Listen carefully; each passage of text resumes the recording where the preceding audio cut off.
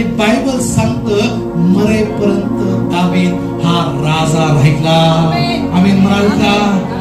कसं? मरेपर्यंत. ज्यावेळेस त्याचा जीव त्यानं सोडला ना, त्याच वेळेस त्याचं राजपद गेलं. राजपद गेलं म्हणजे राजा म्हणून तो आता नव्हता राहिला.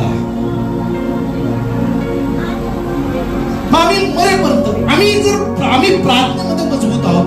आमचं मूळ जर प्रार्थनेचं मजबूत आहे, आम्ही मरेपर्यंत आशीर्वादित लोक असणार आहे. आम्ही म्हणाल का?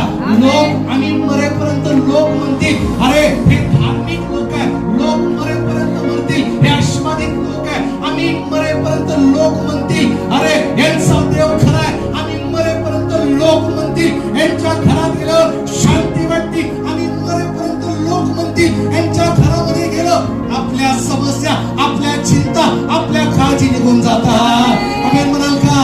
तुमचं घर जर तुम्ही प्रार्थनेचे लोक आहात तर तुमचं घर आशीर्वादाचं केंद्र आहे. आमेन. तुम्ही जर प्रार्थना करणारे लोक आहात, लक्षात ठेवा, बाहेरचे कोणी लोक येतील ते तुम्हाला म्हणतील तुमच्या घरात आम्हाला शांती वाटते. आमेन.